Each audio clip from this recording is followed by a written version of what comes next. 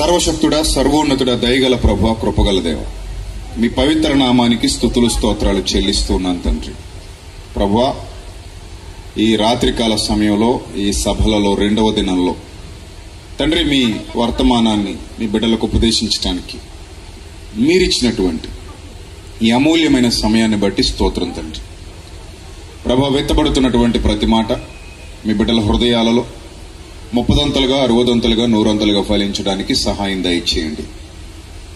మీ దీనదాసునిగా మీ ఎదుట నిలువబడినటువంటి నేను మీ పిల్లలు వింటున్నారని కాదు గాని మీరు వింటున్నారని మీ అందు భయభక్తులు కలిగి మనుష్యుల మెప్పును కోరక తండ్రి మీరు ప్రకటించమన్న మీ మాటలు మీ పిల్లలకు ప్రకటించడానికి, వారి హృదయాలలో మీ మాటలు విత్తబడి 30ంతలుగా 60ంతలుగా 100ంతలుగా ఫలించడానికి మీరు మీ సహాయాన్ని అనుగ్రహించమని, మీ ఆత్మశక్తి మీ ఆత్మ ప్రభావము నా యందుంచి నన్ను మరుగు చేసి నా ద్వారా మీ పిల్లలతో మీ వాక్యాన్ని మాట్లాడమని, ఘనత మహిమ ప్రభావములు మీకు మాత్రమే చెల్లిస్తూ మీ వెలుగులో కడవరకు మమ్మల్ని నడిపించమని ప్రాధేయపడుతూ యేసుక్రీస్తు వారి శ్రేష్టమైన అతి పవిత్రమైన నామంలో ఈ ప్రార్థన మనవులు సమర్పించి జవాబు మీ యొద్ద నుండి పొందుకొనుచున్నాం మా కన్న తండ్రి, ఆమేన్.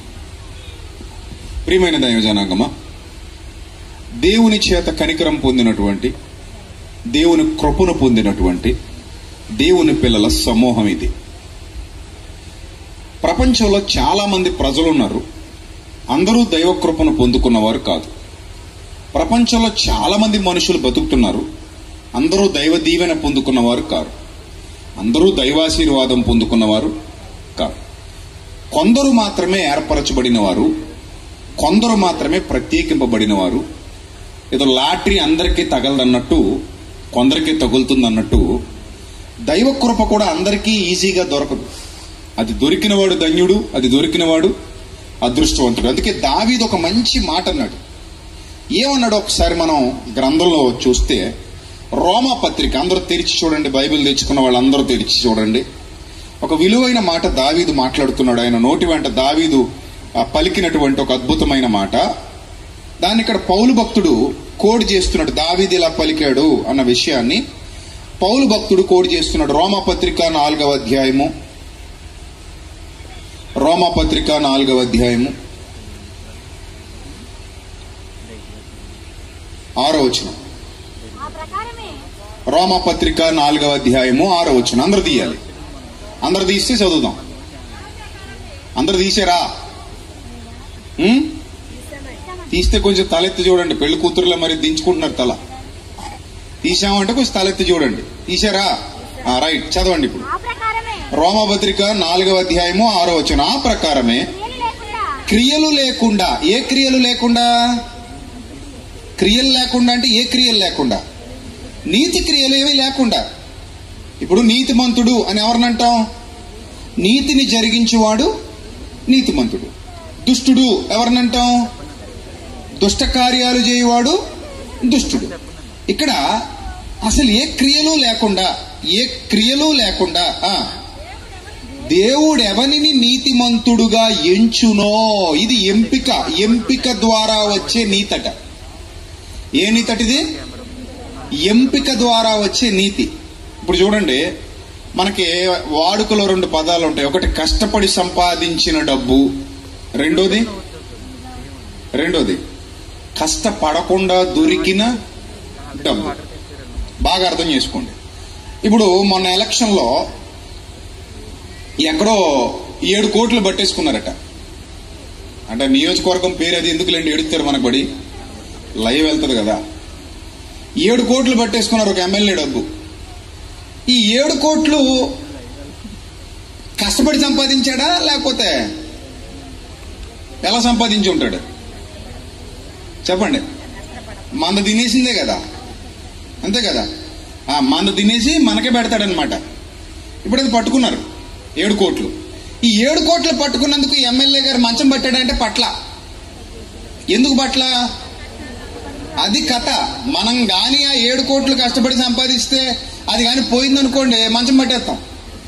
ఎందుకు? ఇన్ని సంవత్సరాల కష్టం ఏమైపోయింది? ఆ బుగ్గిపాలు అయిపోయింది. ఇన్ని సంవత్సరాల కష్టం వృధా అయిపోయిందని మంచం పట్టేస్తాం.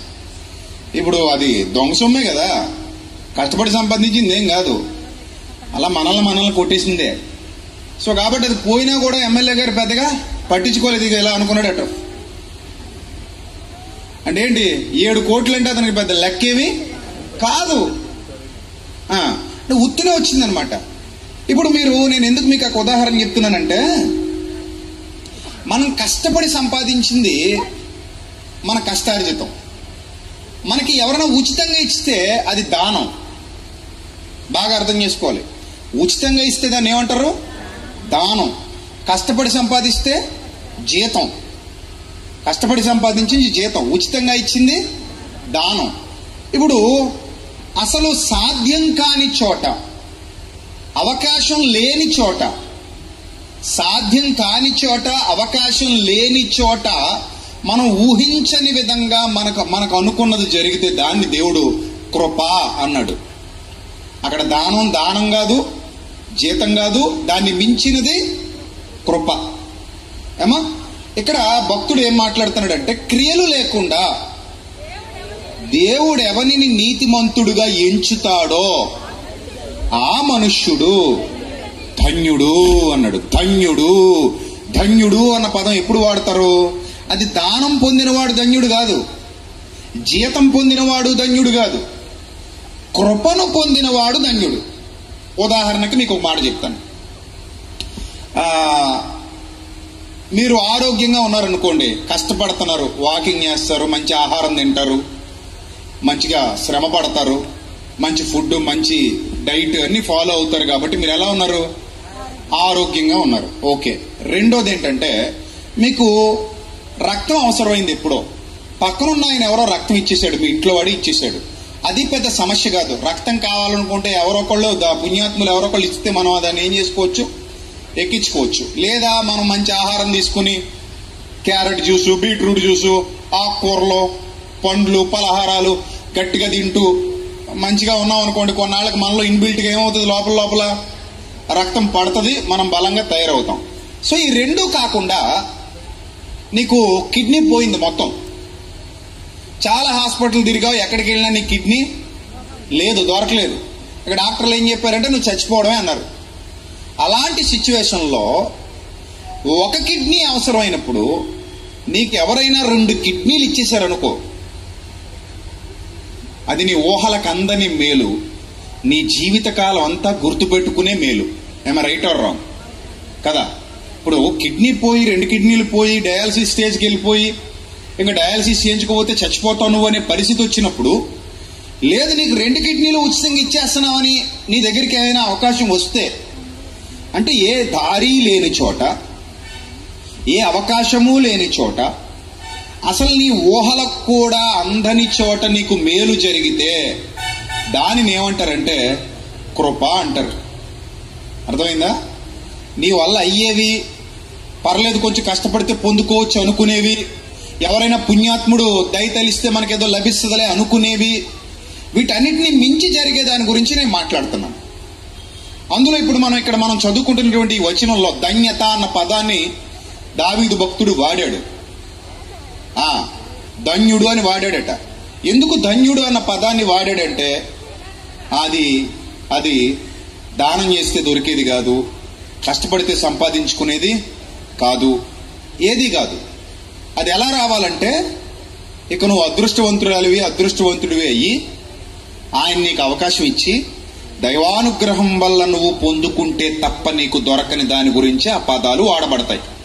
ఇప్పుడు మీ అందరికీ చెప్తున్నా, పరలోకం వెళ్ళాలి. చెప్పండి, ఎక్కడికి వెళ్ళాలి? పరలోకం వెళ్ళాలి అనుకున్నాం. మనం ఇప్పుడు సభలో ఉన్న వాళ్ళు అందరూ అనుకున్నావా? ట్రై చేయండి, ఎవరైనా వెళ్ళగలరేమో ఇండివిజువల్గా. Is it possible? Not possible. పోనీ మనం వదిలేద్దాం. అమెరికా అంతరిక్ష కేంద్రాల వాళ్ళు కానీ, అదే నాసా, లేదా మన శ్రీహరికోటలో ఉన్నటువంటి శాస్త్రవేత్తలు కానీ, ప్రపంచవ్యాప్తంగా గొప్ప గొప్ప శాస్త్రవేత్తలు ఉన్నారు కదా, వీళ్ళు ఆకాశంలోకి రకరకాల మెషినరీని పంపిస్తుంటారు. అక్కడ ఉన్న వ్యవస్థలన్నిటి మీద అవగాహన పెంపొందించేందుకు రకరకాల పరిశోధనలు చేస్తుంటారు. పరలోకం పోయి రండి అని ఎవరినైనా అడగండి, ఎక్కడ పోయి రావాలి?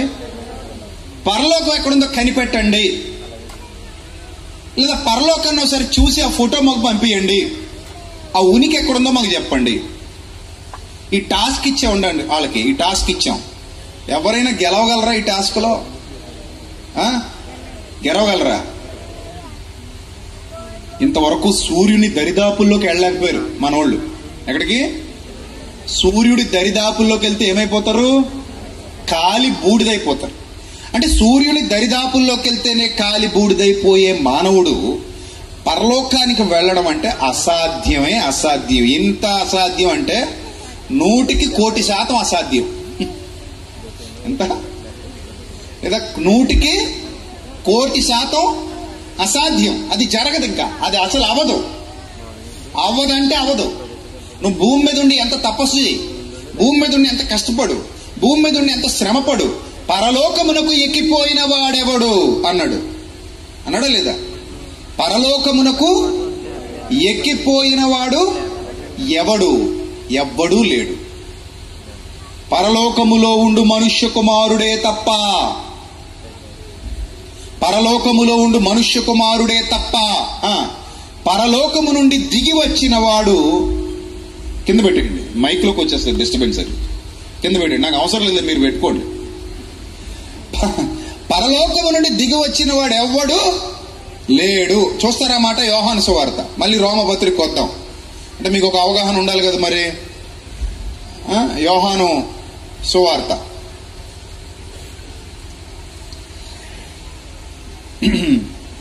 3వ అధ్యాయము 13వ వచనం. తీశారా లేదా? తీస్తే అందరు తీయండి. అర్థమైందా? కొంతమంది బైబిల్ తెచ్చుకోకుండా వచ్చినట్టున్నారటి. ఎంతమంది బైబిల్ తెచ్చారు? పైకి చూపించండి. అందరు తెచ్చారా? తేలైనళ్ళు చేతులు ఎత్తుంది ఇప్పుడు.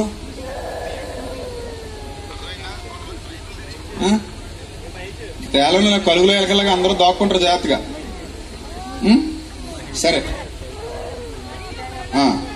చదవండి.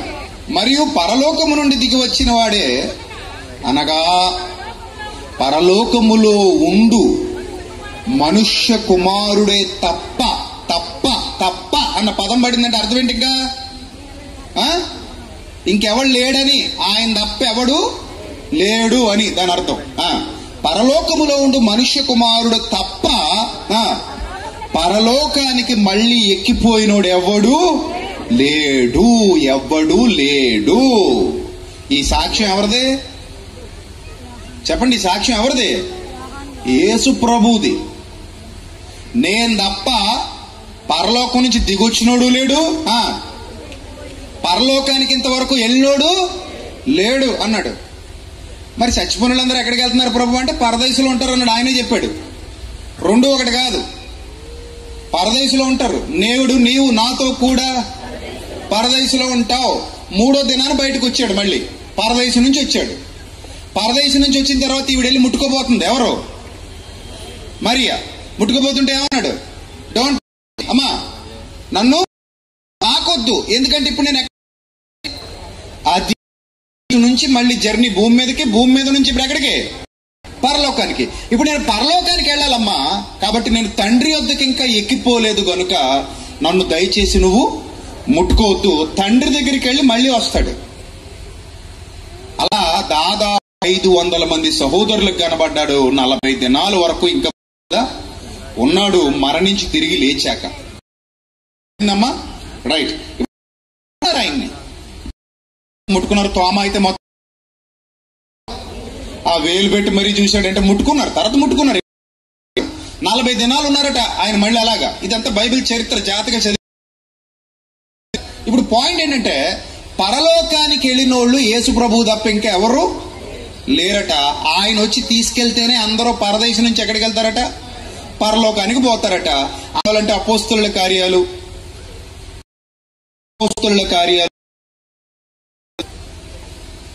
ఒక చక్కటి మాట అపోస్తలుల కార్యాల గ్రంథంలో భక్తుడు చెబుతున్నాడు.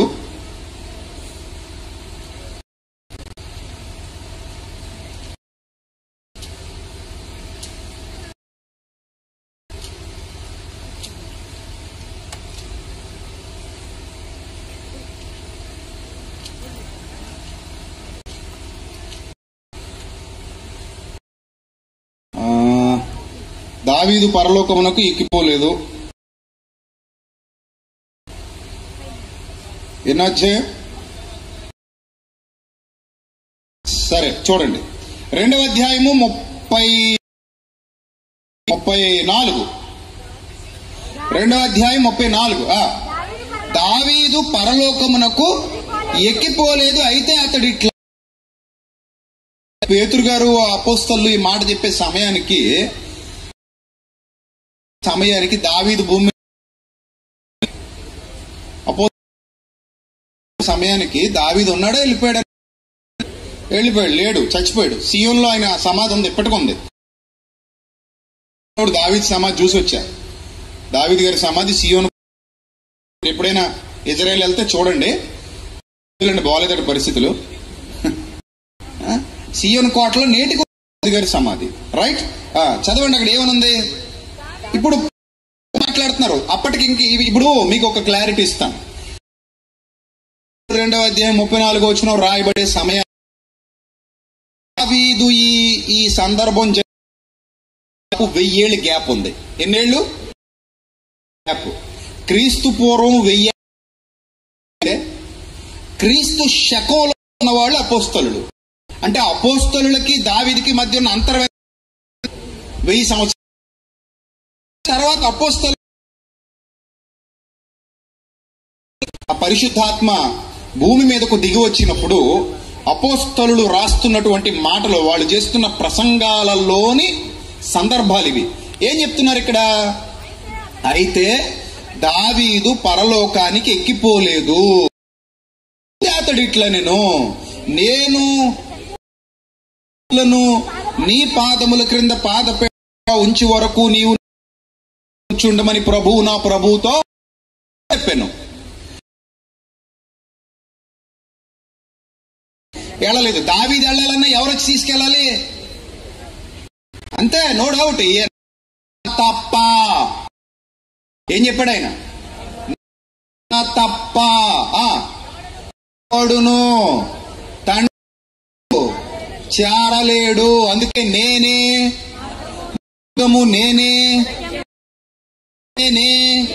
జీవము. నువ్వు వెళ్ళాలంటే తండ్రి, మోషే వెళ్ళాలన్నా, ఏలియా వెళ్ళాలన్నా, నువ్వు వెళ్ళాలన్నా, నేను వెళ్ళాలన్నా, తండ్రి దగ్గరికి ఎవడు వెళ్ళాలన్నా ఎవరి ద్వారా వెళ్ళాలి? యేసుప్రభు ద్వారా. అయిందో లేదో, యేసుప్రభు వారు రూపాంతరం ఎవరు వచ్చారట? మోషే కాలం ఎంత? ఏలియా కాలం ఎంత? క్రీస్తుకు పూర్వం దాదాపుగా 700-800.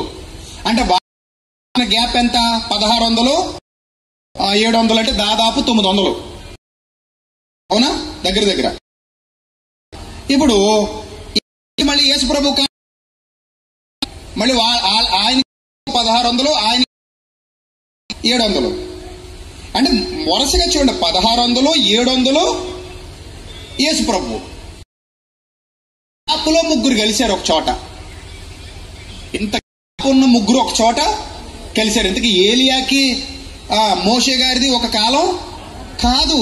ఆయన ఎక్కడో ఇశ్రాయేలీలు ఐగుప్తులో ఉన్న కాలంలో మోషే గారు ఉన్నాడు. ఈయన రాజుల కాలంలో ఉన్నాడు. అప్పటికే వీళ్ళు పాలతేనలు ప్రవహించే కనాను దేశాన్ని స్వతంత్రించేసుకోవడం, అక్కడ రాజ్యం మొదలైపోవడం. రాజు అయిపోయాడు. ఆ తర్వాత రాజ్యం 2గా. ఆ తర్వాత వచ్చిన వాళ్ళు ప్రవక్తలు, ఇశ్రాయేలీలు ఇద్దరు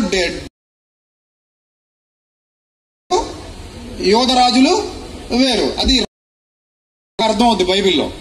సో ఈ కాలంలో పుట్టిన వాళ్ళే ఏలియా, ఎలీషా, ఈ భక్తులందరూ. ఆ కాలంలో ఉన్న మోషే ఇద్దరు కలిసి రూపాంతర కొండ మీద ఎవరిని కలవడానికి వచ్చారట? యేసు ప్రభువును కలవడానికి వచ్చారట. కలవడానికి వచ్చి ఏం మాట్లాడుతున్నారట? బైబిల్ ఏమనుంది ఆయన దగ్గర? ఎవరో బైబిల్కి వచ్చి చదువుకున్న ఆయన ఉన్నారు. దేని గురించి మాట్లాడారట? ఇప్పుడు ఇంతమంది ఉన్నారు మందలాగా. మీరు నిజంగా బైబిల్ చదివితే నాతో పాటు చెప్పాలి కదా. అలాగే ఎర్రిమొహాలు ఎప్పుడు పరిపక్వత సాధిస్తారు, ఎప్పుడు పరిపూర్ణత సాధిస్తారు అంటే ఊరికే అంటలేదు. మనం మొద్దుల్లా తయారయ్యాం కాబట్టి వాళ్ళు రెచ్చిపోతున్నారు. సమర్థుల్లా తయారనుకోండి, ఎవడంటే రెచ్చిపోయింది మన ముందుకు వచ్చి తీసి నిలబెట్టేస్తాం. బంగారం మన బంగారం మంచిదైతే ఆడని పని ఏముందన్నాడు ఎవడో సామెత. అలాగే ఏమైనా అడిగి మొద్దుల్లాగా అలాగా ఏమో బాబు మీ బైబిల్లో ఏముందో, బైబిల్ మీదా మందా నాదా? బైబిల్ మందేనా? మాట్లాడారు అన్నప్పుడు ఏం మాట్లాడారో చెప్పాలి కదా. మీరు నుంచి మాట్లాడుతున్నారట యేసు ప్రభు మోషే ఏలియాలు ఆ మాటలాడుచుండిరి అని వ్రాయబడింది. ఆయన మాటలాడుచుండిరి. మోషే ఏలియాలు దేని గురించి మాట్లాడుతున్నారట యేసు ప్రభుతో? నిర్గమము. నిర్గమం అంటే అర్థం ఏంటి? ఇదివరా ఉందా మన బైబిల్లో? ఎక్కడుంది మరి ఎక్కడుంది? నిర్గమము అంటే ఏంటి అర్థం? విడుదల. ఎప్పుడు కూడా బైబిల్ మీద ప్రేమ పెంచుకోండి. మీరు బైబిల్ మీద ప్రేమ పెంచుకోనంత వరకు మీ బైబిల్ చదవాలని అనిపించదు, నేర్చుకోవాలని అనిపించదు. మీకు ఎప్పుడైతే బైబిల్ మీద అపారమైన ప్రేమ పెంచుతో చదువుతారో, తపనతో చదువుతారో, అందులో ఉన్న విషయాలు మనకు అర్థమవుతాయి. అర్థమైంది? నిర్గమమును గురించి, పర్ణశాల గురించి మాట్లాడింది ఎవరు? శిష్యులు. ప్రభువా మీకు ఇక్కడ పర్ణశాల కట్టేయమంటావా, నీకొకటి మోసేకొకటి ఏలియాకి ఒకటి కట్టేయమంటావా అని పేతురు మిగిలిన శిష్యులు అడిగారు. కానీ వాళ్ళు వచ్చి మాట్లాడింది పర్ణశాల గురించి కాదు. వాళ్ళు మాట్లాడి నేను శిష్యుల్నే కట్టమని చెప్పారు. కానీ అక్కడ 3 కట్టారు మనోళ్ళు. అక్కడ వాళ్ళు అవి బాధ చేస్తాం, మనం పనికొచ్చి పనులు చెయ్యం. నేను అక్కడికి వెళ్ళినప్పుడు అడిగా, ఇక్కడ ఒకటి 2, 3 ప్రభుకి, మోసేకి, ఇంకోటి ఎవరికి కడితే ఎవరు కట్ట 2000 సంవత్సరాలకి 2000 ఏమన్నారు అన్నారు. 2000 సంవత్సరాలు ప్రభు వద్దంటే ఇప్పుడు వీడు గొరిగించుకుని కట్టేశాడు. మనం వెళ్ళంటే బాబయ్య ఏటయ్యా అని అడిగామనుకో, ఇదేమో ప్రభుకండి, మోసేకండి, ఇదేమో ఏలియాకండి. అలా ఉన్నారు మన వాళ్ళు. అవసరమైంది తలకెత్తుకుంటాం కదా. ఇప్పుడు అవసరమైంది అక్కడ పర్ణశాల కట్టడం కాదు, స్థలం సిద్ధపరుస్తున్నాడు, అక్కడ పోవాలి మనం. అర్థమైందా? టైం దగ్గరికి వస్తుంది పోవడానికి. ఎక్కడ పోవాలి? ఆయన పిలుపు అందుకొని అక్కడ సిద్ధపరచబడుతున్న స్థలంలో ఉండడానికి యుగ యుగాలు ఆయనతో కూడా.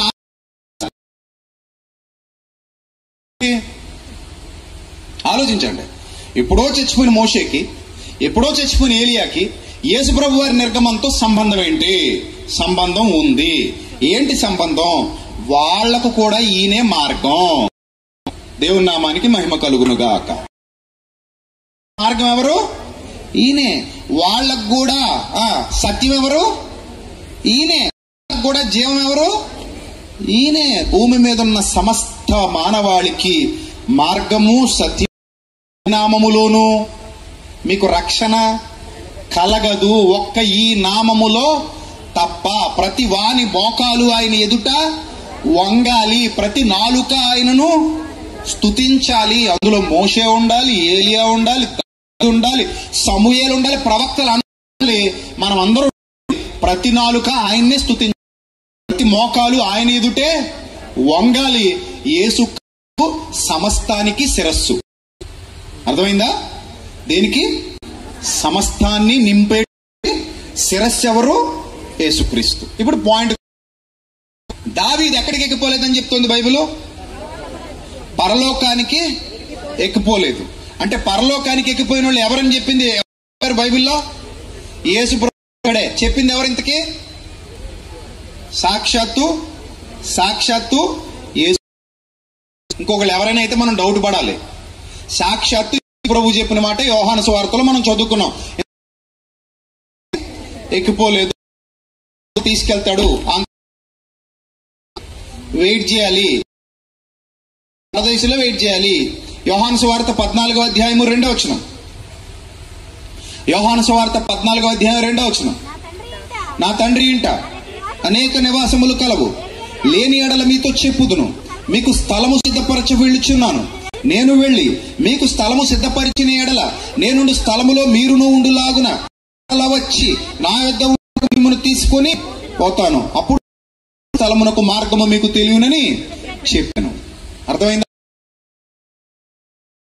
ఆ రూట్ ఎవరికి తెలీదు. ఆ రూట్ ఎవరు ఓపెన్ చేయలేరు. ఎవరు తీసుకెళ్ళాలి పరలోకానికి? ఎవరైనా తీసుకెళ్తే యేసు ప్రభు ఎక్కడ తీసుకెళ్ళాలి? తీసుకెళ్ళాలి. ఇప్పుడు ఇందాక పాయింట్ చెప్పాను కదా, సాలారా ఒక మార్గం కనుక్కో. ఇంకొక 1000 సంవత్సరాల టైం కనుక్కోగలరు ఎవరైనా? కనుక్కోలేరు. ఏదైనా పాత్ ఫైండర్ లాంటిది కనిపెట్టండి. మీదకి ఈ గ్రహాల మీదకి పంపించారు కదా, ఏదో అలాగా ఇంకొకటి ఏదైనా కొత్త టెక్నాలజీ దానికి దారి కనుక్కోండి.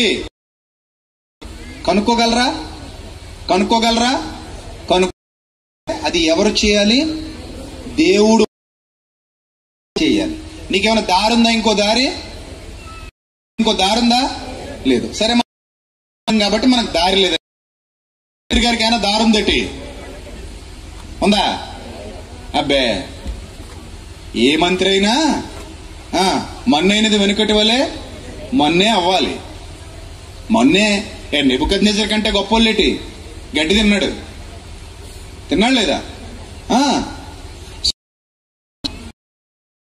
కొన్ని మన చేతుల్లో దేవుడు పెట్టలేదు. నీ దగ్గర డబ్బు ఉండొచ్చు, వెండి ఉండొచ్చు, బంగారం ఉండొచ్చు, పదవులు ఉండొచ్చు, చదువులు ఉండొచ్చు, ఆస్తి అంతస్తులు ఉండొచ్చు, పలుకుబడి ఉండొచ్చు, దేశ విదేశాల్లో పెద్ద పేరుండొచ్చు.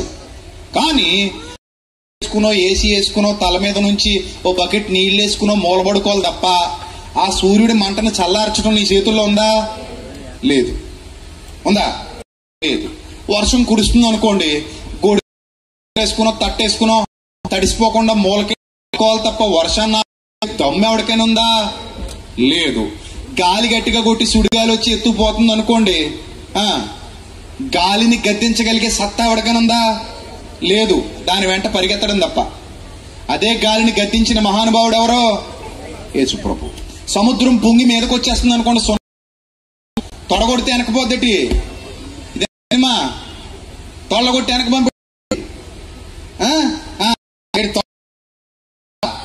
పోదు కదా. మరి సముద్రాన్ని కూడా గద్దించగలిగే సత్తా ఎవరికుంది? కలిగి ఉన్నది ఏది ఆయన లేకుండా కలగలేదు. That is the command. Jesus command. ఆయనకు ఆ కమాండ్ ఉంది. ఆయన అంటాడు, గాలి గద్దిస్తాడంటే ఏదో కుక్క పిల్లట్టు అది గద్దింపబడాలి. ఈయన ఎవరో ఈయనకు లోబడుచున్నవని శిష్యులు ఆశ్చర్యచకితులైపోయారు. That is of our Lord Jesus Christ. ఆయనకు శక్తి ఉంది, ఆయనకు అది ఉంది, ఆయనకు అది. రైట్. Point number 1. ఇప్పుడు మీరు పరలోకాన్ని ట్రై చేస్తే వెళ్ళగలరా? ఇండివిజువల్ గా చెప్పాలి. Nobody. Anybody in this? Nobody. ఎవడు కూడా పరలోకానికి వెళ్ళాలనుకుంటే వెళ్ళలేడు. కనీసం చూడగలడా? Google map చూపిస్తుందా? మేడిచెర్లపాలెం కూడా చూపిస్తుంది, శివకోడు చూపిస్తుంది, రాజోలు చూపిస్తుంది, మల్లిపురం చూపిస్తుంది, పాలకొల్లు చూపిస్తుంది, భీమవరం చూపిస్తుంది. కానీ ఏం చూపించదు పరలోకం. ఎందుకంటే గూగుల్ మ్యాప్ కూడా తేలిన మ్యాప్ అది. ఆ మ్యాప్ తెలిసిన ఒకే ఒక్కడు తప్ప ఎవడు పరలోకానికి ఎక్కిపోలేదు. మన ఏదో దిక్కుమాల క్రికెట్ మ్యాచ్ ఏదో జరిగిందట, దానికి ఎవడికో టికెట్ లభించిందట. దానికి ఫేస్బుక్ లో పెట్టేసుకుని ఓ పండగ చేసేస్తున్నాడు. కానీ ఇది నాకు మాత్రమే దక్కినది టికెట్. అదే క్రికెట్ టికెట్ నువ్వు వెళ్ళి చూస్తున్నావు, వెళ్లకుండా టీవీలో కూర్చొని ఆడేమన్నా చెమట పట్టి ఏసీలో చూసేస్తాడు ప్రశాంతంగా, చికెన్ ముక్కలు తింటాను. ఇదే గొప్ప కదా, అవును కదా. సో ఆ దిక్కుమాలి టికెట్ దొరికినందుకు పండగ చేసుకున్నాడు. మొన్న మధ్య ఎవరో పెద్ద సినిమా హీరోది ఏదో ఆడియో ఫంక్షన్ జరిగిందంట. ఈ ఆడియో ఫంక్షన్ కంటే వీడికి టికెట్ దొరికిందట. అందుకని ఈడు పొంగిపోతాడు, నాకు టికెట్ ఉంది చూసావా, నాకు టికెట్ ఉంది. ఏదో ప్రపంచంలో ఒకడికి దొరికినట్టు, ఇంకెవరికి దొరకనట్టు. మరోడు రేపు ఎల్లుండో మన హీరోది ఆ మార్నింగ్ షోకో బెనిఫిట్ షోకో టికెట్ ఇడికి దొరికేసింది అనుకోండి, ఇంకా చూడండి కాలర్లా పైకి తిరుగుతుంటాడు రోడ్ల మీద. ఏరా బాబు అలా అంత గొప్ప చేస్తున్నావు ఏంటంటే, చూసావా ఏంటి చూసి ఏం వారం ఆగు ఓటీటీలో వచ్చేది నీ దిక్కుమాల హీరో సినిమా. ఈ మాత్రానికి నువ్వు చొక్కాలు చింపేసుకుని చెమటలు పట్టేసుకుని అక్కడికి వెళ్ళిపోయి నాకు టికెట్ దొరికేసింది బాబోయ్ అని గప్పాలు కొట్టేసుకోవాల్సిన అవసరం లేదు. ఇలా చాలా మంది ఉన్నారు ప్రపంచంలో.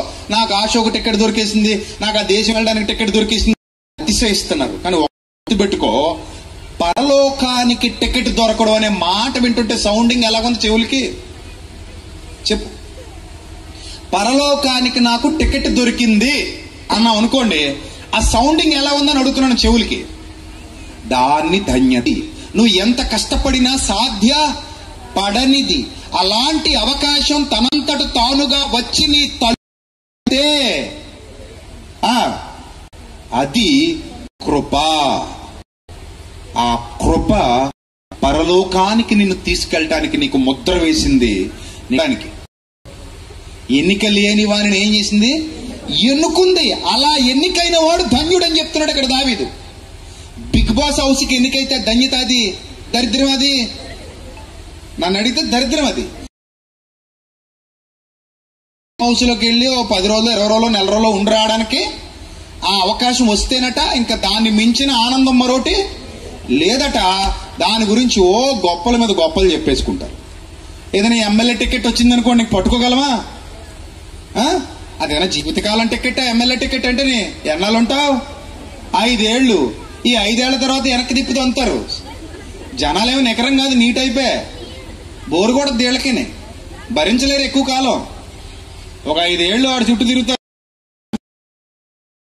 ఎడం చేతిలోకి కుడి చేతిలోకి మార్చుకుంటూ బతికేస్తారు వీళ్ళు. మళ్ళీ కొత్తదే ఉండదు. అది పోతే ఇది, ఇది పోతే అది, అంతే. కొత్తదే ఉందండి గుడ్డు. మనకు తెల్లని పరిపాలన, మనం చూడని పరిపాలన. అవునా? ఇప్పుడు చాలా మంది ఉండి బాబు రావాలి 2014 దాకా 19 దాకా బాబుగా అదేటి ఉన్నది. ఇంకో బాబు ఏమైనా ఉన్నాడా? ఆ బాబే బాబు వచ్చేస్తే మాకు ఏదైపోద్ది. బాబు వచ్చినా అలాగే ఉంటది. 14 నుంచి 19 వరకు ఎలాగుందో ఇప్పుడు బాబు వచ్చినా అలాగే ఉంటది. జగన్ రావాలి. జగన్ వస్తే 19 నుంచి 24 దాకా ఉన్న జగన్ కదేటి. కొత్తడు ఎవరైనా ఉన్నారా? ఇప్పుడు జగన్ 19 నుంచి 24 దాకా ఎలాగుందో అలాగే ఉంటుంది. లేదండి, పవన్ కళ్యాణ్ రావాలి. ఎందుకంటే ఆయనకి ఇంకా సీట్లు ఇవ్వలేదు, ఇచ్చారు. ఆయన అయితే రాడు ప్రస్తుతానికి. పడకండి, నెక్స్ట్ ఎప్పుడైనా చూద్దాం. ఎవడొచ్చినా ఉంటది. మన బతుకులు మనయే. నీ ముంతా సేట పట్టుకు నువ్వు పోవాలి. నీ బతుకు నువ్వు బతకాలి. నీ డొక్క డోలు పట్టుకుని నువ్వు నీ సంతకు నువ్వు వెళ్ళిపోవాలి. వాళ్ళు బతుకుతారు, నీ బతుకు నువ్వు. ఎవడొచ్చినా మన బతుకులు ఇలాగే తెల్లారుతాయి. ఎవడొచ్చి నీ బతుకులు మార్చేదేవి ఉండదు. ఈ 4 రోజులు నీ పనికిమాలిన సంబరం, బీపీలు షుగర్లు పెంచుకోవడం తప్ప ఆ 4వ తారీఖున ఎంతమంది చచ్చిపోతారో అది తప్ప మనకు ఒరిగేది కరిగేది ఏమి ఉండదు. నీకు ఆ ఎలక్షన్కి పడేసా 1500 అది దిక్కు అనుకో, అంతే. కొనుక్కున్నాడు చెప్పినట్టు కొనుక్కుంటాం. మనం చెప్పినట్టు వినాలా, గేదె చెప్పినట్టు వినాలా? మనం చెప్పినట్టు గేదె వినాలా, గేదె చెప్పినట్టు మనం వినాలా? కొనుక్కున్నాడే కదా గేదె వినాలి. మరి నేను కొనుక్కుంటే నువ్వు వింటా, అంతే. అమ్ముడైపోయినాడికి ఎక్కడ ఉంటది? నెల ఎక్కడ ఉంటది? ఉంటదా? ఉండదు. ఆడంటాడు గట్టిగా మాట్లాడితే, మా కార్యకర్తలు డబ్బులు తెచ్చి ఇచ్చారా లేదా అంటాడు. ఇచ్చారు బాబయ్య అంటావు. తీసుకుని తినేసావా? ఇంట్లో హోటల్ డబ్బులు అన్నిటి ఏసీ కొనుక్కున్నాను బాబయ్య అంటావు. ఆ ఏసీకి నా పరిపాలన ఎలా కూడా అంతేనా? మరి వినాలా వద్దా? వినాలి, అంతే.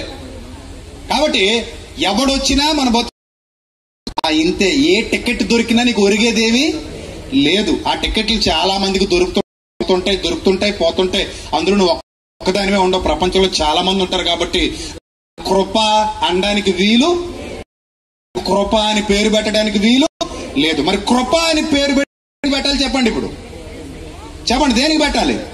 పరలోకానికి ఎవరికి అర్హత దొరుకుతుందో, పరలోకం వెళ్ళటానికి ఎవరికి టికెట్ లభిస్తుందో వాళ్ళెవరు? ఇప్పుడు మీలో ధన్యులు ఎవరైనా ఉంటే హాయిగా సంతోషంగా ఆనందంగా ఉండండి. దాన్ని బట్టి, దేన్ని బట్టి? పరలోక అనండి. బాగుంది. అనగలరా? అలాగే అనలేరు, అనలేరు. అనలేనంటే చూడండి, చేసి కొరడ చెత్త కొడేస్తాను మరి మిమ్మల్ని. మరి క్రైస్తవులు కాదు మీరు, ఇంకా క్రీస్తుని వెంబడించేవాడేనే కదా. క్రీస్తుని వెంబడిస్తే ఎక్కడికి వెళ్తావు?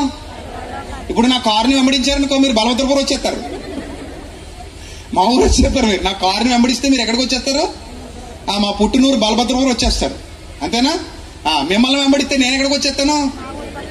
మీరు వెళ్తుంటారు కదా ఇంటికి, మీ వెనకాల ఎలా వస్తున్నా ఫాలో, మిమ్మల్ని వెనకాల వస్తున్నా ఎక్కడికి వస్తాను నేను? మిమ్మల్ని ఫాలో అయితే మీ ఇంటికి వస్తాను, మిమ్మల్ని వెంబడిస్తే మీ ఇంటికి వస్తాను. మీరు మలికిపురం పోతే మలికిపురం వస్తాను, పాలకొల్లు పోతే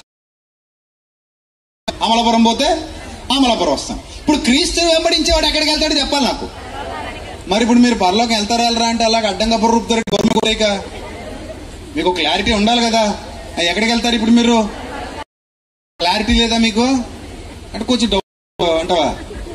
కొక్కుంటూ డౌట్ ఏమైనా ఉందా? Any doubts? డౌట్స్ ఏమా? పరలోకం పోతారా పోరా? పోతారా పోరా? క్రీస్తుని వెంబడిస్తే పోతారు, రారు. నేనుండు చోట మీరును ఉండులాగున అన్నాడా లేదా? నేనుండు చోట మీరును ఉండులాగున మీ కొరకు నేను స్థలము వెళ్ళుచున్నాను, నన్ను వెంబడించండి. తన కాబట్టి ఎక్కడ ఉంటాం అంటే క్రీస్తు ఎక్కడ ఉంటే మనం అక్కడ ఉంటాం. అందుకే మనకు పేరుందమ్మా, క్రైస్తవులు అంటే పేరేంటి తెలుసా? Followers of lord Jesus Christ. ఎవరమ్మా క్రైస్తవులు?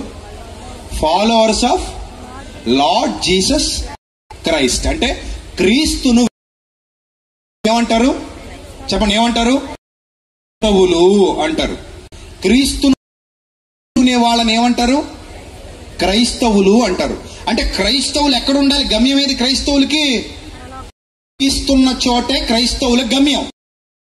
అర్థమైందా? క్రీస్తు అదే క్రైస్త గమ్యం. That is the destiny. అది మన డెస్టినీ. సో ఇప్పుడు ఆ డెస్టినీ దొరికిందో వాళ్ళు. రెండో పాయింట్ ఏంటంటే పరలోకం పోవాలని అందరికీ ఉందమ్మా, కానీ పోవాలంటే మరి టికెట్ ఉండాలా వద్దా? పోవాలని ఉంటుంది. టికెట్ లేకుండా రానివాడు కదా, వీసా లేకుండా. అందరికి కువైట్, దుబాయ్, ఇజ్రాయెల్. కొంతమంది ప్రార్థన చేయమన్నాడు, అంటే వీసా వచ్చేలా ప్రార్థన చేయండి. అక్క మీద ధ్యానం తిరిగిపోయింది, అందుకని ఉన్నావా? అక్క సంపాదించుకున్నావు, నువ్వు ఉన్నావా? చెప్పం. అది మా అక్క కూడా ఉందండి, అవకాశం అని చెప్పి చాలా మంది ఎదురు చూస్తుంటారు. సరే, ఇప్పుడు పరలోకం పోవాలన్నా కూడా మరి అవకాశం ఎవరు ఇవ్వాలి? దేవుడు ఇవ్వాలి. మరి దానికి టికెట్ ఏంటి చెప్పాలి? దానికి టికెట్ ఏంటి?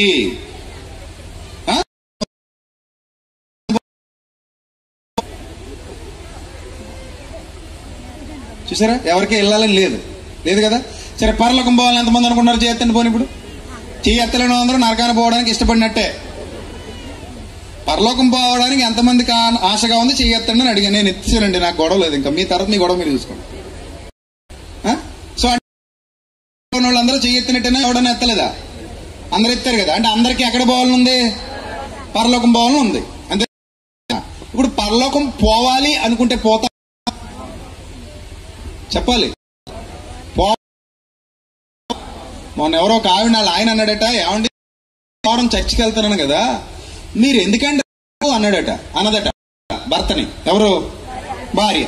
అప్పుడు ఆ మహాజ్ఞాని అన్నాడు, ఏముందే మన ఇద్దరే ఎలాగ కదా, నేను లేకుండా నువ్వేట పోతావే?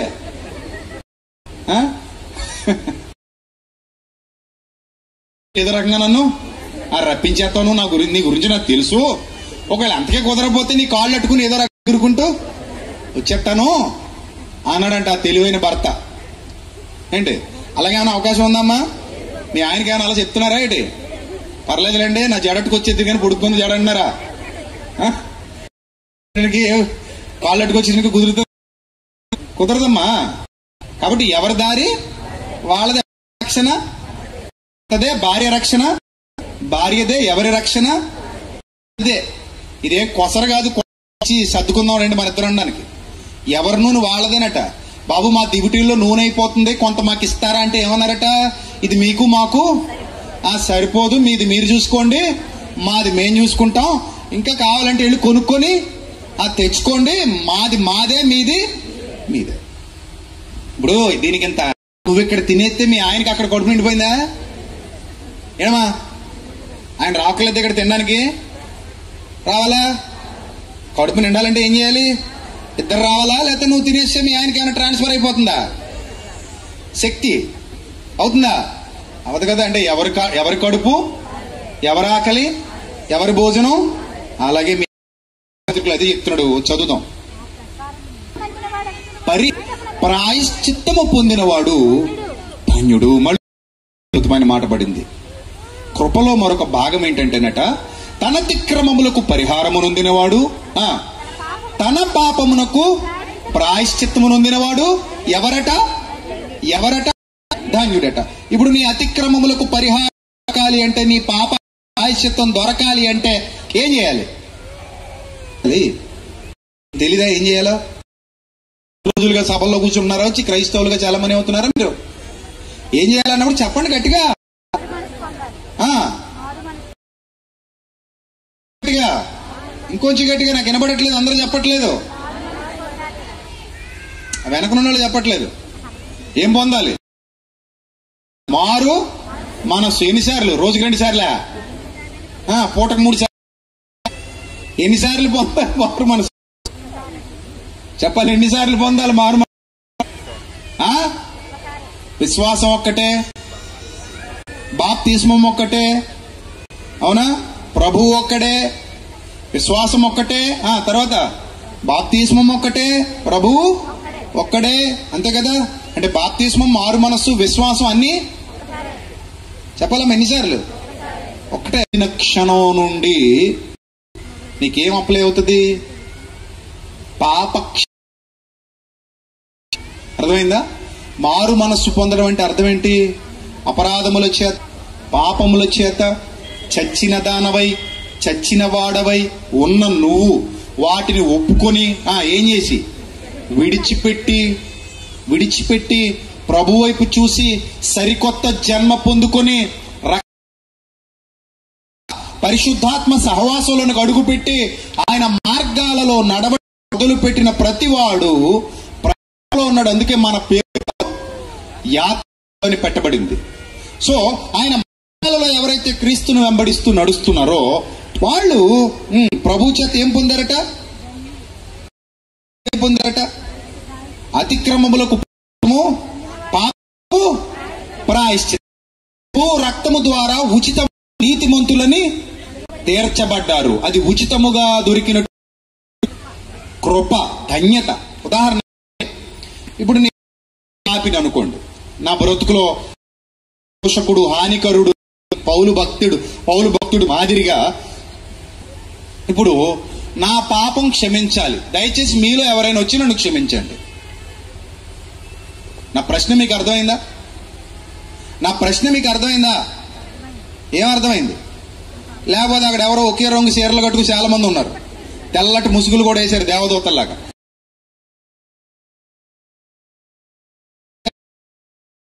అందరూ వచ్చి ఒకటేసారి నా పాపాలన్నీ ఏం చేయాలి? క్షమించాలి. ఏమనాలి? మీరు నా మీద చేతులుంచి నీ పాపములు క్షమించబడినవి బిడ్డ, పోయి రమ్ము అనాలి. ఏమా అనగలరా అక్క చెల్లెమ్మలు? ఏమా అనగలరా? మీకు అధికారం లేదా? లేదు. సరే, వాళ్ళకి లేదట. ఏమా ఈ రోలో ఉన్న వాళ్ళు ఎవరైనా వచ్చి నా పాపాలు క్షమిస్తారా? కావదా? పోనీ మీరు ఏమా నువ్వు క్షమిస్తావు నన్ను, నా పాపాలు మొత్తం క్షమించేది, తుడిచిపోవాలి, ఇంకా అవుతుందా? ఎనీబడి ఇక్కడ ఉన్న వాళ్ళు ఎవరైనా? అవ్వదు. అంటే ఈ సభలో అలాంటి అర్హత కలిగిన వాళ్ళు ఎవరు లేరు. పోనీ ఇక్కడ దైవజనులు చాలా మంది ఉన్నారు కదా, వీళ్ళ వల్ల ఏమైనా అవుతుందా? ఏమంటే మీ వల్ల అవుతుందా చెప్పండి. పోనీ అవుతుందంటే ఇక్కడ ఏమంటే అవుతుందా? అవ్వదు. వీళ్ళ వల్ల కూడా ఏమి అవ్వదు. పోనీ ఇక్కడ మనందరి వల్ల ఏం అవ్వదు. అమెరికా వెళ్ళి ఎవరైనా తీసుకొద్దామా? అక్కడ ఎవరైనా పాపం క్షమించగలిగే సమర్థుడున్నాడేమో వెతుకుదామా అమెరికా అంతా? పోనీ ఇక్కడ ఉన్న అమెరికాలో ఉన్న మన వాళ్ళకి ఫోన్ చేద్దాం, బాబు ఎవరైనా అక్కడ పాపం క్షమించే వాళ్ళు ఉంటే కొంచెం చూపించరాదు మేము ఏదో రకంగా కష్టపడి టికెట్ వేసుకుని వీసా తీసుకుని అమెరికాకు వస్తాం, కొంచెం మా పాపం క్షమించేస్తే వెనక్కి తిరిగి వచ్చేస్తాం. ఉన్నారు ఎవరైనా? లేరు. లేరు కదా. పోనీ ఇంకో దేశంలో, ఏ ఆస్ట్రేలియాలో అయినా, రష్యాలో అయినా, చైనాలో అయినా, జపాన్లో అయినా, ఇజ్రాయెల్లో అయినా, దుబాయ్లో అయినా, ఎక్కడైనా ఉన్నారేమో, వెతుకుదామా పోనీ? ఉన్నారా? ఎందుకు లేరంటున్నాను తెలుసా? గట్టిగా మాట్లాడితే మన అందరం ఒకే బడిలో చదువుకుని వచ్చాం ఇక్కడికి, అంతే కదా. ఆ నీది నాది ఒకే బడి. నీదని హింసకుణ్ణి, దోషకుణ్ణి, హానికరుణ్ణి అన్నాడని ఆయన ఏదో మనకంటే తక్కువ అని కాదు. ఆయనకంటే మనమే 10 ఆకులు ఎక్కువ చదివిన వాళ్ళం.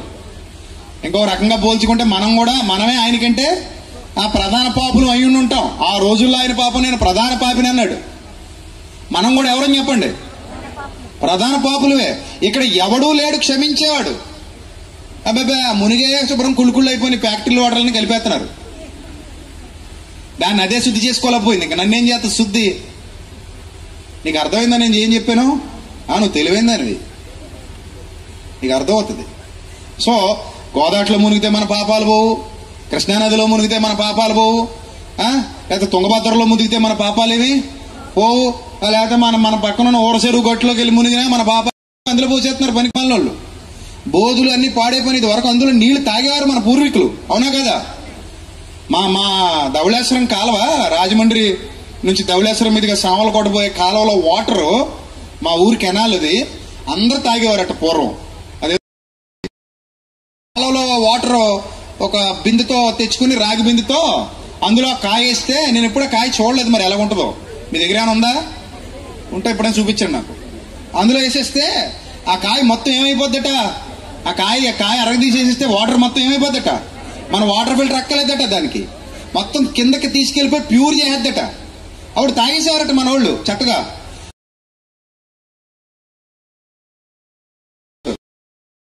ఏం చేసేవారు? తాగేసేవారు. వాళ్ళకైనా రోగాలు వచ్చావా? మన తాత ముత్తాతలకి. ఇప్పుడు మీరు తాగండి, ఏం చేయాలి? వారం రోజులు కాకినాడ జనరల్ హాస్పిటల్ ఎట్టేయాలి. ఆ తర్వాత వస్తారో సత్తారో పోయిన ఉండదు. ఎందుకంటే ఇప్పుడు ఆ నీళ్ళు కానీ తాగామా పోయే కాలం దగ్గర పడిపోయినట్టే. అలా తగలేస్తాం నీటిని, మనమే పాడు చేస్తాం. పూర్వం నూతుల్లో నీళ్లు తాగేవాళ్ళం, ఇప్పుడు నూతులు కూడా కుళ్ళు చేస్తాం. తాగడానికి నీళ్లు ఉండవేమో, మరి ప్రకృతిని మొత్తం పాడు చేసేస్తాను. దరిద్రులం మనం. దేవుడిచ్చిన అందమైన ప్రకృతిని మనమే తగలేసి మన పిల్లలకు లేకుండా చేసేస్తున్నాం. మన తాత ముత్తాతలు మనకి ఇచ్చిపోయారు, మనమేమో మన పిల్లలు చచ్చిపోమని చెప్పి పోతున్నాం కదా. సరే, ఇప్పుడు నదుల్లో మునిగినా ఏం బావు? పాపాలు బావు. మరి ఇంకేటి దారి చెప్పండి? Any option? No option. పోనీ ఎవరైనా దైవాంశ సంభూతులు భూమి మీద ఉన్నారని, మహానుభావులు గురువులు ఎవరో ఉన్నారండి, వాళ్ళ దగ్గరికి వెళ్దాం, వాళ్ళు మనమే చెయ్యేస్తే మన పాపం పోద్ది అని ఒకవేళ వెళ్ళాం అనుకోండి. అనుకోండి కాసేపు. అప్పుడు ఆ వ్యక్తి ఎవడై ఉండాలి తెలుసా? మనం ఎవరి దగ్గరికి అయితే వెళ్ళాం ఆ వ్యక్తి ఏమై ఉండాలి తెలుసా? ఏమై ఉండాలి? పాపము లేనివాడై ఉండాలి. ఉంటాడా? నీతిమంతుడు లేడు, ఒక్కడును లేడు, అందరూ పాపము చేసి దేవుడు అనుగ్రహించు మహిమను పొంద.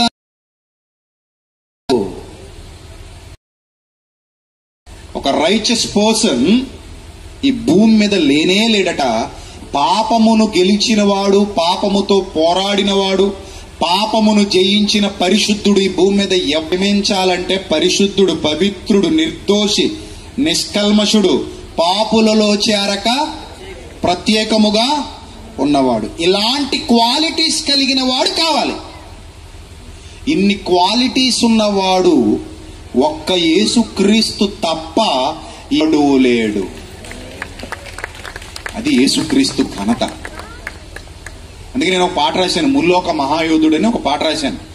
ఆ పాటలో యుద్ధం గెలిచిన శూరులు ఉన్నారు, ప్రపంచాన్ని గెలిచిన యోధులు ఉన్నారు, సింహాలను అరచేత చంపారు, శత్రు సైన్యాలను లొంగదీశారు. కానీ పాపాన్ని జయించిన పరిశుద్ధుడు భూమి మీద ఉన్నాడా చరిత్రలో అని ఒక పాట రాశాను. యూట్యూబ్లో ఉంది ఆ పాట, వినండి కావాలంటే. ముల్లోక మహాయోధుడు అని టైప్ చేస్తే వస్తుంది ఆ పాట. ఆ పాట వినండి ఇంటికి వెళ్ళిన తర్వాత. మన విజయప్రసాద్ ఫౌండేషన్ ఛానల్లో ఉంది, యూట్యూబ్ ఛానల్లో. సో ఆ పాటలో నేను రాసిన భావాలు ఇవే. నేను పాపం కడుక్కోవాలని ప్రపంచం అంతా తిరిగినా నాకు ఎక్కడా ఏం లేదు, అవకాశం లేదు. ఆ అవకాశం నాకు ఒక్క యేసుక్రీస్తులో మాత్రమే దొరుకుతోంది. మీకు చూడండి, ప్రపంచంలో చాలా మంది పడుతున్నారు, చాలా మంది దేవుళ్ళు ప్రకటింపబడుతున్నారు, చాలా మంది దేవతలు ప్రకటింపబడుతున్నారు. వాళ్ళు రకరకాల కారణాల చేత ప్రకటింపబడతారు. ఒక ఆయన వల్ల ఏమో ఐశ్వర్యం వస్తుందని, ఒక ఆవిడ వల్ల ఏమో చదువు వస్తుందని, ఒకరి వల్ల ఏమో ఇంకోటి ఏదో మేలు జరుగుతుందని, ఒకరి వల్ల ఇంకోటి ఏదో జరుగుతుందని, ఇలా రకరకాలుగా ప్రపంచ దేశాలన్నిటి గ్రీకు పురాణాలు కూడా ఉన్నాయి, గ్రీకు కూడా ఉన్నారు, రకరకాలుగా దేవుళ్ళు దేవతలు ప్రకటింపబడుతున్నారు. కానీ పాపాన్ని క్షమిస్తాడని ప్రకటింపబడేవారు ఎవరైనా ఉంటే ప్రపంచంలో యేసుక్రీస్తు ఒక్కడే. పరిశుద్ధుణ్ణి, పవిత్రుణ్ణి, పాపంతో పోరాడుంది అని ప్రభు క్షమిస్తున్నారు. దీన్ని బట్టి మీరు అర్థం చేసుకోవచ్చు, తన అతిక్రమములకు పరిహారము నొందినవాడు ధన్యుడు, తన పాపమునకు ప్రాయశ్చిత్తము నొందినవాడు ధన్యుడు, ప్రభు చేత నిర్దోషి అని ఎంచబడినవాడు ధన్యుడు. ఇప్పుడు చెప్పండి, యేసుక్రీస్తు లేకుండా ఈ ధన్యత వస్తుందా? రాదు. అంటే ఇది కూడా అర్థమైందా? కృప అంటే ఉచితంగా వస్తుంది నీకు. ఇప్పుడు నువ్వు ఏ నీతి కార్యాలు చేయలే, పాపం చేశావు, అయినా కూడా నువ్వు మారు మనసు పొందితే నీకేం, నీ మెడలో ఏ ట్యాగ్ వేస్తున్నారట? నీ మెడలో దేవుడు వేసే ట్యాగ్ ఏంటది? నీతి మంతురాలు లేదా నీతి మంతుడు. బా, అందుకే ఇక్కడ ఏం రాశాడు? చదవండి, పైకి చదవండి, 3వ వచనం చదవండి. 4:3, 4:2 నుంచి చదువుదాం. కొంచెం వాటర్ ఉందండి, బాటిల్. 4:2. Thank you.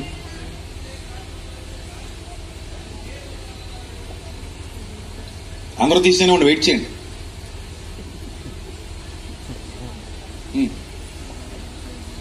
చదవండి 4:2. అబ్రహాము క్రియలను బట్టి లేదా క్రియల మూలంగా నీతిమంతుడని తీర్చబడితే అతడికి అతిశయం కలుగుతుంది. అంతే కదా? ఇప్పుడు నేను బాగా చదివానండి, బాగా చదివి ఫస్ట్ ర్యాంక్ లో పాస్ అయినా, ఆ క్రెడిట్ అంతా ఎవరిది? ఆ క్రెడిట్ ఎవరిది? చదివి పాస్ అయినా నాది. అసలు నేనేం చదవలేదండి, కానీ ఫస్ట్ ర్యాంక్ లో పాస్ అయ్యేలా చేశారు. ఇప్పుడు క్రెడిట్ ఎవరిది? చేసిన వాళ్ళది. అవునా? ఇది మీకు బాగా అర్థమైతే చూడండి, ముగించుకుందాం. అబ్రహాము క్రియల మూలముగా నీతిమంతుడిని తీర్చబడితే అతనికి అతిశయ కారణం కలుగుతుంది, గాని అది దేవుని ఎదుట కలగదు. లేఖనం ఏం చెప్తుంది? అబ్రహాము దేవుణ్ణి నమ్మాడంతే. నమ్ముట నీ వలనైతే నమ్మువానికి సమస్తము సాధ్యము. నమ్మాడట.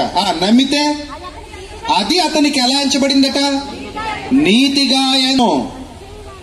అబ్రహాము దేవుని నమ్మెను, వినుట వలన ఏం కలిగింది? విశ్వాసము కలిగింది. వినుట వల్ల విశ్వాసము కలుగును, విశ్వాసము క్రీస్తును గూర్చిన మాట వల్ల కలుగును. రైట్. పని చేసేవాడికి జీతం రుణం. అంతే కదా? పని చేసేవాడికి జీతం ఏంటది? రుణమే తప్ప దానం కాదు. అంతే కదా? అలాగే పని చేయక భక్తిహీనుణ్ణి నీతిమంతుడిగా తీర్చువాని యందు విశ్వాసం ఉంచువానికి వాని విశ్వాసము నీతిగా ఎంచబడుతుంది. ఇప్పుడు మీ అందరూ గుర్తుపెట్టేసుకోండి, ఎవరు క్రీస్తునందు విశ్వాసం ఉంచుతారో మారు మనసు పొంది వాళ్లకు ఉచితంగా ఏమొచ్చేస్తుంది? మీ అకౌంట్ లోకి పాప క్షమాపణ వస్తుంది. అది దేవుడిచ్చేటువంటి అధికారం దేవుడికి ఉంది. ఇప్పుడు మీకు చిన్న ఎగ్జాంపుల్ చెప్పి ముగిస్తాను. నేను గెలిస్తే 3 సిలిండర్లు ఇస్తా అన్నాడు. ఎవరైనా? చంద్రబాబు నాయుడు గారు. చంద్రబాబు నాయుడు గారు అకౌంట్ లో సొమ్ము తీసి అని ఇస్తారా మనకి? మరి ఎవరిది ఇస్తారు? అంతే కదా, మన మీద వేసిన పనులే కదా. రైట్. ఇప్పుడు లేదు, నేను అమ్మఒడి పెంచుతానని జగన్ గారు అంటారు. ఆయన పెంచితే ఆయన ఇంట్లో డబ్బులు తెచ్చి పెడతారు మనకి. మనం నిజాలు మాట్లాడుకోవాలి. ఎవరు ఇస్తారు? మనే ఇస్తారు. ఇప్పుడు నేను గెలిస్తే మీ రుణాలన్నీ రద్దు చేస్తా అన్నాడు అనుకోండి ఎవరైనా. ఏంటవి? మీ డ్వాక్రా రుణాలన్నీ ఏం చేస్తా? మాఫీ అన్నాడు అనుకో, మీరు గుద్దేస్తారు. ఇంకా బాబా భలే అన్నాడు. ఇప్పుడు మీ డ్వాక్రా రుణాలు మాఫీ చేస్తాను అనే అధికారం గెలిచినోడికి ఉంటుందా ఉండదా? ఒకవేళ చేయాలనుకుంటే. అన్నాడో లేదు ఎవరో నాకు తెలియదు, కానీ ఒకవేళ అంటే ఉంటదా ఉండదా అని అడుగుతున్నాడు మిమ్మల్ని. ఏమా ఉంటది కదా. ఇప్పుడు మనలో ఒకడు గెలిస్తేనే అతనికి అన్ని అధికారాలు ఉంటే మనకంటే గొప్పోడికి ఎన్ని అధికారాలు ఉండాలమ్మా కదా. మనలో ఒకడు గెలిస్తే నీ రుణాలు రద్దు చేస్తానని హామీలు ఇస్తుంటే మనకంటే గొప్పోడు నీ పాపాలు రద్దు చేస్తానని హామీ ఇవ్వడానికి అర్హుడు కాదా? అవునా కాదా? ఆ అధికారం యేసు ప్రభువుకు ఉందా లేదా? ఉంది. అందుకే ఆయన హామీ ఇచ్చాడు. ఏంటి ఆయన హామీ? నాయనా నువ్వు పాపం చేశావు, సరే నువ్వు తప్పు చేశావు, ఓకే, అలా అని నువ్వు పాపం చేయడానికి నేను సర్టిఫికెట్ ఇస్తున్నానని చెప్పలేదు ఆయన. చాలా మంది మూర్ఖులు, అతను ఎవరో రేపమోపో చచ్చిపోలే కొన్నాడు ముసలాయన, ఆయన పేరేదో పేరట స్వామీజీ, యూట్యూబ్ లో మాట్లాడుతున్నాడు, ఒక లాల్చీ సారా వేసుకుని ఉన్నాడు. ఆయన అంటున్నాడు, ఈ క్రైస్తవులకండి వాళ్ళ దేవుడు పాపం చేయడానికి సర్టిఫికెట్ ఇచ్చాడని చెప్తున్నాడు సిగ్గు లేకుండా. బైబిల్ చదివి చచ్చిన మనిషి ఏంటి? రేపమోపో చచ్చే మనిషి. బైబిల్ చదివితే మాట చెప్పడు. ఏమన్నా మిమ్మల్ని అడుగుతున్నా, పాపం చేయడానికి బైబిల్లో ఎక్కడైనా అధికారం ఇవ్వబడిందా? ఉందా బైబిల్లో? మరి క్రైస్తవులందరూ నోరు మూసి కూర్చుంటే అలాగే వాగుతుంటారు. నేను మాట్లాడాను అనుకోండి, భలే మాట్లాడారని నేను చప్పట్లు కొడతారు. మీ దిక్మాలి చప్పట్లు నాకు వద్దు. నేను మాట్లాడినట్టు మీరు మాట్లాడండి. అర్థమైందా? నేను ఎలా అయితే మాట్లాడుతున్నానో అదే దమ్ముతో, అదే రోషంతో, అదే పౌరుషంతో మీరు కూడా మాట్లాడండి. కలిసి మాట్లాడితే గొంతుకు బలం పెరుగుతుంది. ఒకడు మాట్లాడుతుంటే కిందనోడు భలే చప్పట్లు కొడితే బలం పెరగదు. 100 గొంతులు కలిస్తే అది మహాధ్వని. అర్థమైందా? ఆ మహాధ్వని క్రైస్తవ్యంలో నుంచి పుట్టాలి. అప్పుడే భక్తిహీనుల నోళ్లు మూతలు పడతాయి. అజ్ఞానముగా మాట్లాడు మూర్ఖుల నోరు మూయుట దేవుని చిత్తం ఉంది. పేతురు పత్రికలో చదవండి, ఉందా లేదా? 15వ వచనం, పేతురు గారు రాసిన మొదటి పత్రిక 2వ అధ్యాయం 15వ వచనం చదవండి, ఉందా లేదో? పేతురు గారు రాసిన మొదటి పత్రిక 2వ అధ్యాయం 15వ వచనం. ఏలయనగా మీరు ఇట్ల యొక్క ప్రవర్తన గలవారై అజ్ఞానముగా మాటలాడు మూర్ఖుల నోరు మూయుట దేవుని చిత్తమాటది. అతని పేరు గుర్తొచ్చింది, ముదుగొండ అంట.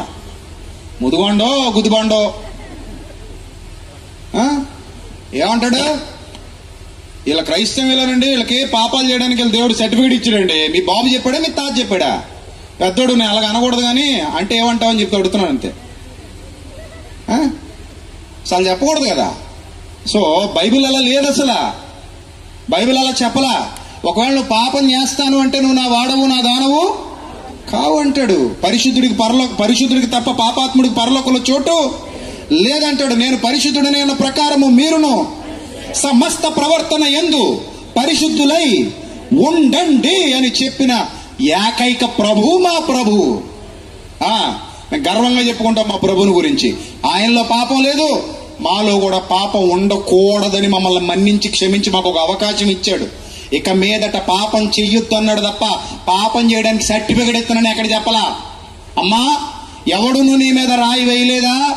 వేయలేదు ప్రభువా, నేను కూడా నీకు శిక్ష విధింపనమ్మా, నీకు పాపం చేసుకోవడానికి సర్టిఫికెట్ ఇస్తున్నాను, ఈసారి హ్యాపీగా చేసుకో అమ్మా అని ఉందా బైబిల్లో? మరి ఏమనుంది బైబిల్లో? ఏమనుంది? ఇక నువ్వు వెళ్ళి పాపము చెయ్యకు అని ఉంది. అది మా యేసుక్రీస్తు గొప్పతనం.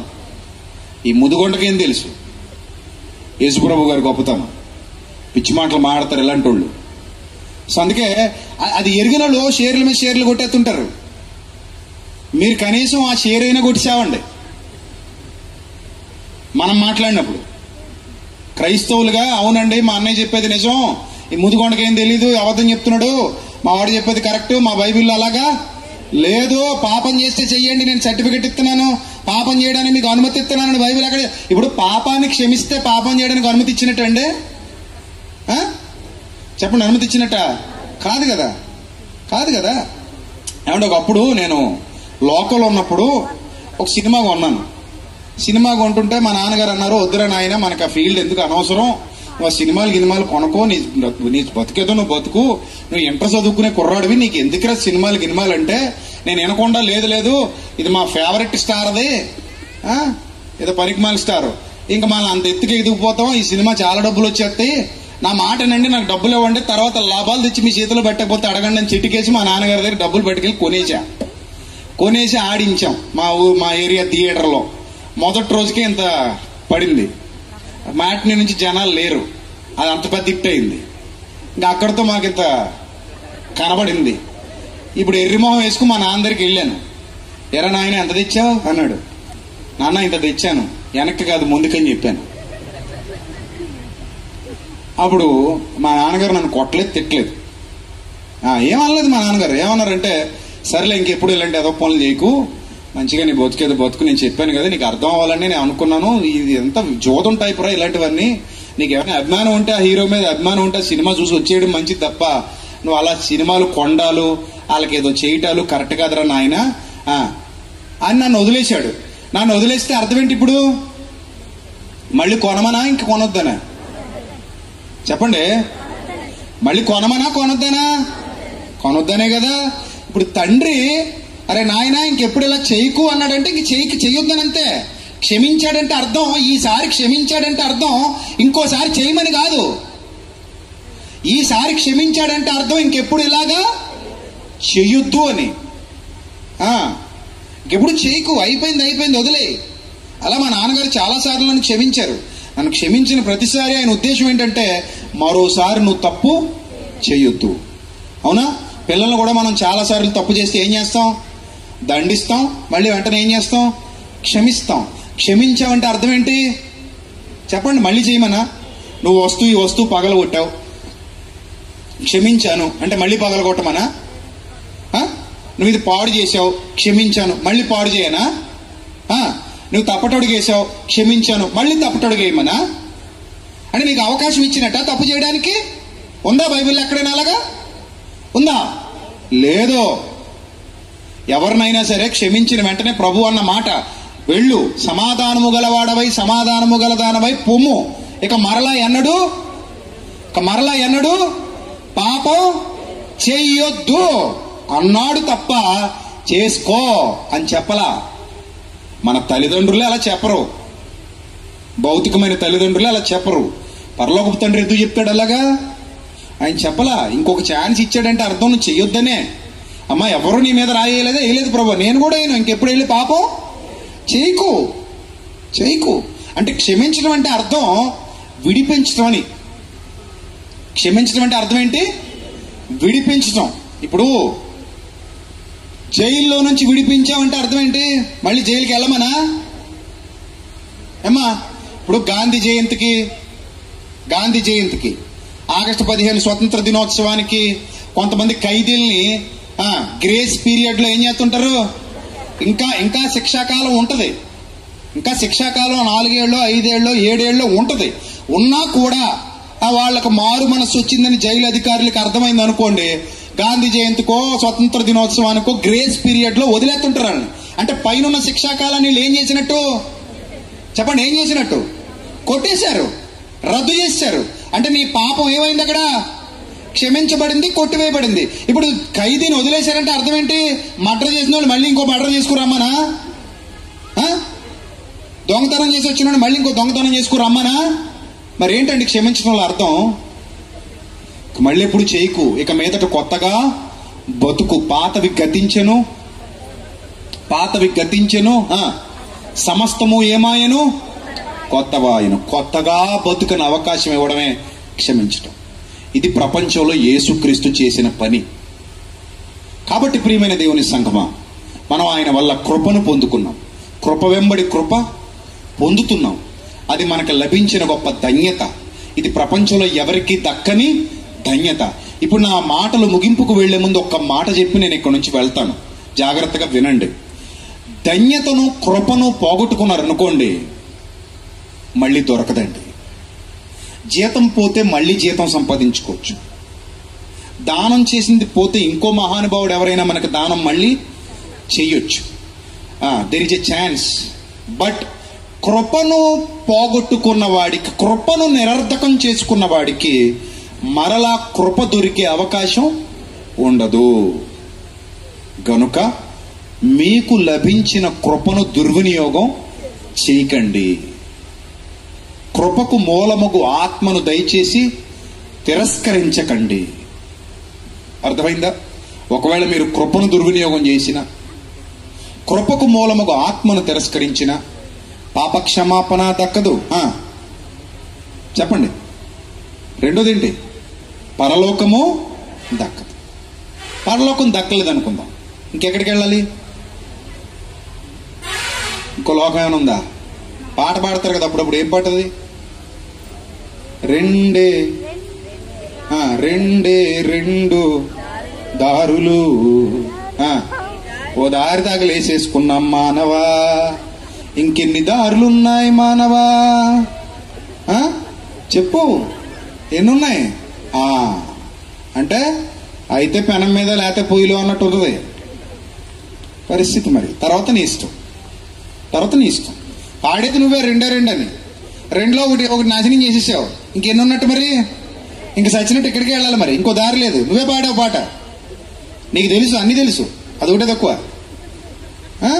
సో ఇక్కడికి వెళ్ళాలి. ఇప్పుడు ఇక్కడికి వెళ్తావా, ఇది పాడు చేసుకోకుండా కాపాడుకుంటావా? ఇక్కడికి వెళ్తావా, ఇది పాడు చేసుకోకుండా కాపాడుకుంటావా? నిర్ణయం మీకే విడిచిపెడుతున్నాను, నాకు సంబంధం లేదు. ప్రభు చెప్పమన్నది కొండబద్దలు కొట్టినట్టు మీకు చెప్పేశా. తర్వాత వినడం వినకపోవడం మీ ప్రాణాలకు మీరే ఉత్తరవాదులు.